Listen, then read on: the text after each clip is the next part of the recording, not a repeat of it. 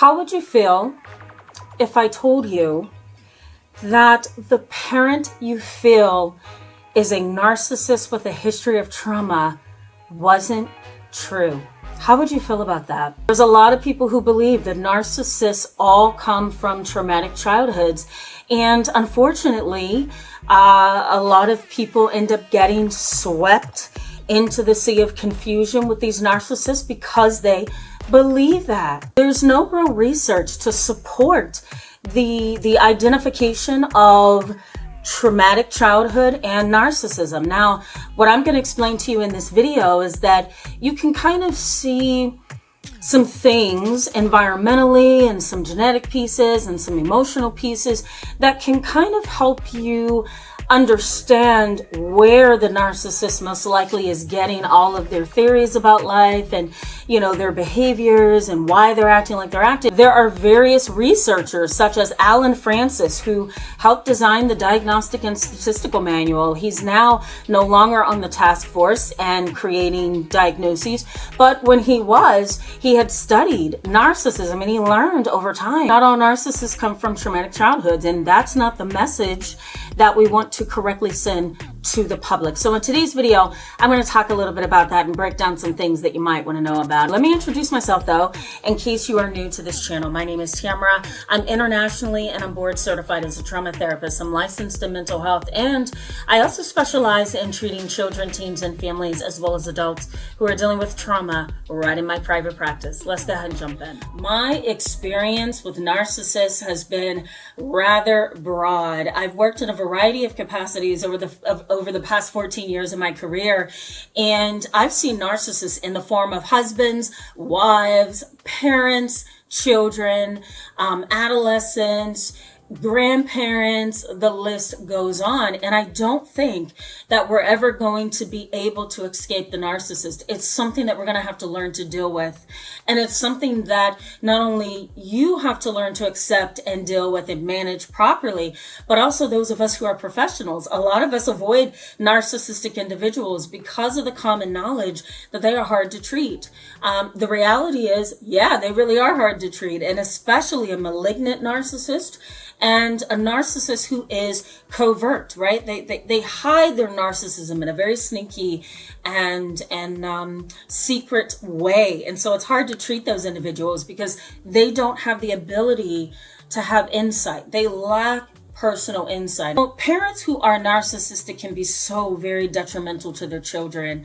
A lot of parents who have a history of trauma, you know, and they become narcissistic adults, they kind of wear that trauma badge, like, you know, see, this is the reason why I am like I am, because I've had a traumatic childhood. And that understanding is really false. You know, there shouldn't be this idea that because you've had a childhood trauma that you haven't been able to rectify doesn't give you the right to become an adult, a parent, a husband, a wife, whatever, and then abuse those people that are close to you, right? That just doesn't correlate, and it should never. Now, are there certain things that creates an unstable parent over time? Yes. Can a parent who was a child that had a difficult time grow up to become a narcissist? Absolutely.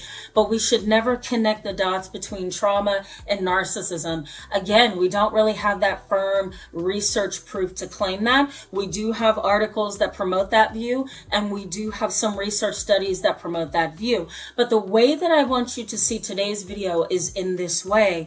I want you to see trauma as a part of the experience, not the vehicle. Let me say that again. I don't want you to look at trauma with your narcissistic parent as being the vehicle. Trauma is created by parents' narcissism. The way that you want to see narcissism and trauma is, okay, it's part of the list to check off. Part of the list. Maybe it influenced this narcissistic parent and maybe it didn't. And that's the way that I want you to look at this. There are, you know, certain things within a narcissist genetically that can predispose them to becoming a narcissistic adult. An example of this might be they've got some environmental chaos going on, right? There's research that suggests, and primarily from the ACEs questionnaire. Here's a little bit of a a photo of what the ACEs questionnaire looks like. From this questionnaire, there's a lot of questions that can give us insight into what creates a really complex adult picture, right? There are certain things like exposure to violence, right? Exposure to drugs and alcohol at a young age, teenage pregnancy, oppositional defiant disorder, untreated mental illness or mental health challenges, growing up under a parent who's a substance abuser, even marijuana, growing up under a parent who is dominating and controlling and overbearing, really feeling insecure and like they're not accepted by their parents, right? Growing up in an invalidating environment can also lead to narcissistic tendencies, very much like feeling entitled, being given everything, really being raised under this ideology that you are wonderful and great and you deserve things, right? Even that train of thought, right? That I'm entitled to the things that I want and the things that I need. That in and of itself can cause a narcissistic adult, right? So I want you to see this as, here's a list of issues. I'm going to check off the trauma may be a part of those issues, but it certainly isn't the vehicle to why my parent is this way. Now, there's also some research that suggests that children who are emotionally neglected by their parents can also grow up to become narcissists.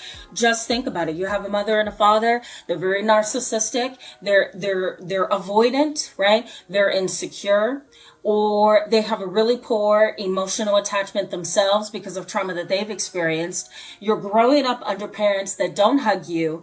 They don't seem to love you. They don't seem to be interested in your world. They don't seem to give you anything other than the basic necessities. Clothes, you got to get to school on time, you got to pass your grades. Other than that, you really are non-existent. Imagine what that does to a child. It really causes a complex experience, right? It causes the child sometimes to go within or implode, as we call it. Here's the definition right here on the screen. Or it causes the child to externalize or explode. So that world of a child where they're not getting anything but their basic needs met, that can create a really tricky situation. And they can grow up to become adults who are insecurely attached to other people. They are avoidant. They don't like to be touched. They don't like to, really have to be interconnected intimately with anybody, even their own children, right? They kind of keep you at arm's length because that's where they feel safe, right? They've kind of been raised over time and molded to become this person that has really high defenses, right? And so that kind of a narcissist can be developed in children who are emotionally neglected. We're going to check this off that list, right? So childhood trauma may have occurred, possibly. You want to check that, right? Emotional neglect, did that happen? Most likely. Check that off the list, right? The other thing that you want to think about is genetics. Now, there's a biological or genetic predisposition to narcissism. Narcissism basically is a genetic and environmental issue. Those things tend to go together. So an individual who is born into this world with a strong temperament, an irritable temperament, or, they seem to have an inability to calm down, even sometimes relax and be responsive to parents as an infant, can show you that their temperament is going to be a certain way as they age, right? So being biologically predisposed to narcissism can also cause narcissism. But so too, as I've stated a couple minutes ago, so too can the environment. So when those things collide, right, then a narcissistic parent or a narcissistic individual, I should say, can come about. And then top that off with maybe some emotional neglect, some physical abuse that may have happened, and possibly even some childhood trauma, right? So think of it in that way once again. Now, if we're talking about your parent, right, and you're trying to conceptualize your parent, you really have to ask yourself, is what my parent went through as a child truly traumatic? Was it traumatic? Is it being distorted by my parent, right? How they are telling you something or giving you a visual of something. Is this distorted because this is how they view life? Were they really traumatized, or are they using this as an excuse, right? So you want to throw up those question marks when trying to conceptualize your parent. You also want to figure out, is this kind of a good way to get the attention and play the victim by saying that there's been a childhood traumatic experience that has caused their behavior in my now? So let me say that again. You want to ask yourself, is this part of the narcissist ploy to get attention by claiming they have been traumatized, right? Because when somebody claims trauma, what do we all do, right? We all run to the rescue and say, oh my God, I'm so sorry. Nobody deserves that. Like, there's always something there that we give in exchange for you telling your reality that you have been traumatized, right? So you want to pause and ask yourself, is this part of the ploy as well to get that attention?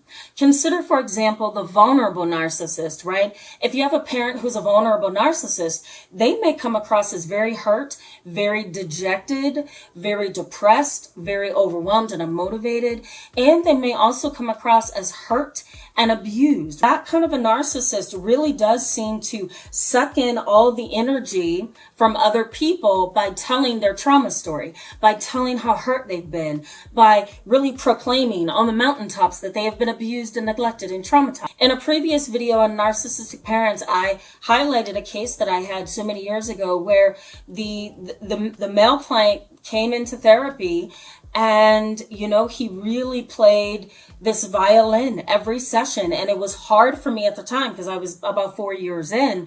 It was hard for me at the time to really conceptualize what was going on until the 8th or 10th session.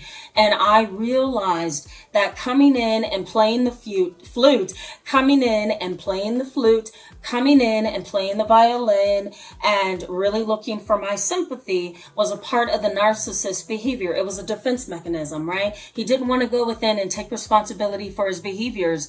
And he also didn't want to go within and explore his position on things. So what did he do? He played this adult man that had so much trauma as a child that it's wrecked his entire adulthood. And so this is the reason why he was doing what he was doing, which is having affairs, being disloyal to his mother who had multiple sclerosis, and physically abusing his children when he was angry at work or with work. He kind of took things out on them. He would come in and just play that role every single session until I caught on to it. And then I said, you know what, we're done with this. We're not doing this any further. Let's get to the meat of things. If you are dealing with a parent who's a narcissist and you feel that there's something going on, you may want to consider these things. Let me start highlighting them for you.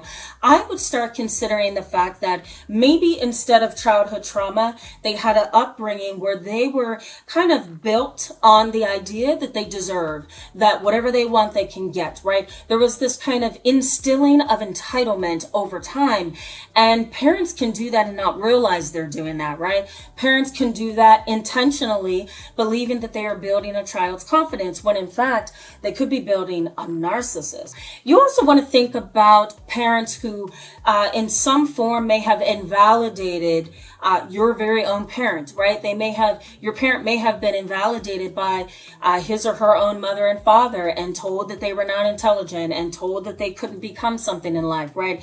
And so therefore they've learned how to kind of overcompensate or build themselves up in other ways. And now they're just a blazing narcissist, internalizing the message that, you are not enough, right? Your parents could have, over the course of their lifespan before having you as their child, could have experienced school bullying, could have experienced workplace harassment, on top of having inadequate and neglectful parents. All of that can lead to this internalized idea that they are not enough. And so that can create narcissistic tendencies in an individual. Internalization of those messages from society, from parents, from family members, that they are not enough, can also lead to narcissistic tendencies, believe it or not. Having a narcissist parent or guardian can also create another narcissist.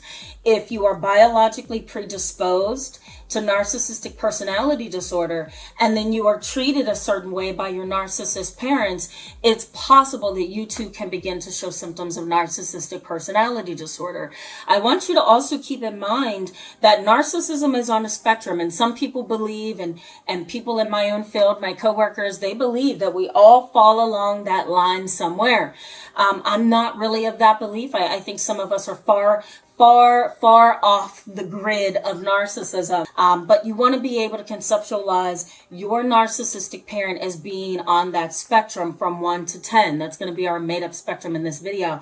10 is like over-the-top malignant narcissist, overt narcissist, right? Covert narcissist may be a 5, and all the other stuff is underneath the 5. So keep that in mind. Now, if you want to learn a little bit more about this topic, go ahead and check out my video right here. I'm going to post it right above here. Check this one out too, because I think this is going to give you the information that you need to kind of conceptualize this topic. And I'm going to put that right up here for you to click into. Thank you so much for being with me in today's video. Go ahead and hit that subscribe bell button if you want to stick around and get more videos like this. I'll see you in the next video. Bye-bye.